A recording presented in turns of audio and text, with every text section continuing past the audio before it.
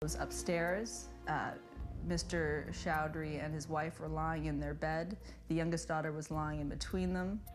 Hafiza is alleged to have said in front of their daughter that if Rafat won't grant or initiate divorce, then he must sponsor her Bangladeshi lover to Canada and have him live in their home. To Rafat's ears, this is outrageous and heartbreaking. This is where it escalates. This is where she presses him and makes it clear to him that she doesn't really care about what happens to him and the children. You could live in the basement and the children could go to foster care, or you could all live on the street. According to court testimony, the argument then spins out of control, driven by a shocking revelation. The thing that triggered him was when she said that she had tried to abort the life of their eldest daughter. I never wanted her anyway. I tried to destroy or abort this child on 2 separate occasions. It made him suddenly think about the fact that his older daughter also had a developmental delay, whether any attempt by his wife may have caused this daughter to suffer some injury that resulted in this developmental delay. So these are cognitions or thoughts that he developed about his wife's perception towards him and the older daughter, and as to whether the older daughter at the early stages of their marriage may have been an impediment to her leaving him. It was at that moment when she made a comment about even attempting to abort her daughter. That to me caused the bottom to fall out. He just has to put some distance between him and her and what he just heard.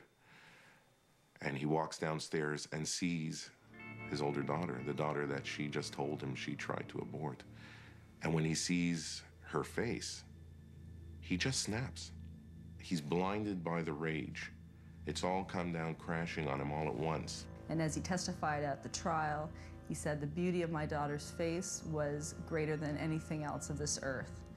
Mr. Chowdhury had found a hammer and had gone upstairs and basically hit his wife viciously in the head with the hammer. He struck her, according to the pathologist, 12 times in the head. And at some point in time, becomes unaware of his surroundings. The question is, did Mr. Chowdhury know what he was doing? What intentions did he have? What level of awareness did he have when he went back up? Rafat claims to have no recollection of when or where he found the hammer, nor of using it against Hafiza. His youngest child was still in the room and bore witness to the events. All he recalls is seeing his eldest daughter's face and then finding himself standing over his wife's body, with the same daughter shaking him, crying, "Daddy, what have you done?" In the evening, the police received a phone call.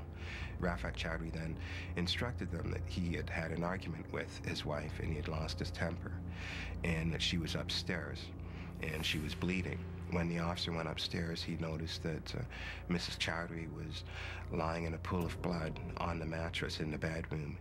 She was breathing, but she was unresponsive to anything. By the early morning of July 18th, Hafiza Chowdhury succumbs to her injuries in hospital, leaving her husband to be charged with second-degree murder. The police are suspicious of Rafat's actions. After the attack, he had called family friends a good half hour before making the call to 911. If he wasn't going to call for medical help, that they would like to take her and drive her to the hospital. It was at this point in time that Rafat Chowdhury made the phone call to the police. Why would this quiet, respectful man, a man known for devoting his whole life and identity to his family, not immediately call 911? The only thing on his mind at that point is, what's going to happen to my kids? Somebody has to take care of my kids. He knew the police were going to come and take him away, but his only thought at that point was, somebody has to take my children. Rafat pleads guilty to manslaughter, but the Crown pursues the charge of second-degree murder to trial, arguing that the homicide is not the result of a provoked blind rage, but of someone who prevented attempts to get his wife immediate help and therefore intended her death. Mr. Chowdhury was not an individual otherwise capable of committing such a terrible, terrible crime, but that he was pushed over the edge, unfortunately, by his wife.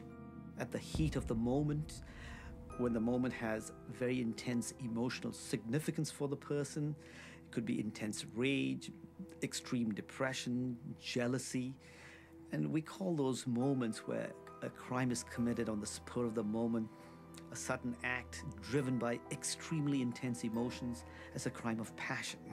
But can this convince a jury that Rafat Chowdhury acted on the spur of the moment from a cauldron of devastated emotions? Or did he intend to kill his wife out of jealousy? It's October 2007 in Toronto, and 48-year-old Rafat Chowdhury stands trial for the second-degree murder of his wife, Hafiza. His defense team pleads manslaughter, arguing that Rafat never intended to kill Hafiza, but that his passions became irrationally inflamed during a severe argument with her. After almost 17 years of marriage, Hafiza wanted out in order to resume a romance cut off in her youth by the disapproval of her parents. Jurors hear testimony that Rafat begged her for days to reconsider, but Hafiza is alleged to have finally lashed out with shocking demands and revelations her husband saw as a threat to their children's survival. It all happened too fast. If they could have gone to marriage counseling, or if he could have seen somebody, anything, even a good friend, but it happened in a matter of 4 days. His life just fell apart. I think he just couldn't imagine a life in a different way, and that was the thing that I guess somebody could have pointed out to him. You'll survive this. Jurors also hear Crown arguments that Rafat intended his wife's death out of jealousy and offer his delay in calling 911 as evidence. Firstly, they argued that he had the wherewithal to go downstairs, find a hammer, and then walk again upstairs. And that showed that he had the requisite time to calm down, and that indeed he had the intent for second-degree murder. The other part of their argument was that because he waited to call 911, he was essentially waiting for his wife to die. But key to the defense is the testimony of Dr. Julian Gosier. His perceptions of not seeing a way out of the situation or seeing himself as trapped, lashing out at the source of this hurt, this pain, or this threat would be like a fight or flight reaction or an act of self-preservation, pathological as it may be, where he tries to destroy. Here we have an individual who does not actually remember what happened at that time. It's a trial that lasts 2 weeks and runs high with emotions that help the jury believe that Rafat never intended to kill his wife. He was very emotional when he spoke about his daughters. At one point, we even had to stop the court process and give him a break because he was hysterical when his daughter came into the courtroom. It had been the first time he had seen her since the event, and he was inconsolable. He was sobbing. And so I think that the jury saw that emotion and that he was a man that obviously adored his daughters. And in this particular case, we've got 2 young girls who have now, A, lost their mother forever, and in essence, they've also lost their father. Rafat is found guilty of manslaughter. At sentencing, the court receives over 50 letters of support and hears a tearful Rafat express deep shame and remorse over killing the woman he loved and destroying his family. He is sentenced to 10 years in prison.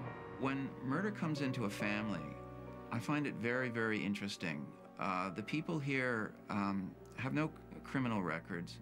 They're decent people, and something happens, something drives them. And I think ordinary readers of our newspaper are interested in that. That's my instinct, because we can relate to these people. It could happen to us. It could happen to somebody we know, and I think that it gets very close to sort of the mystery of human existence.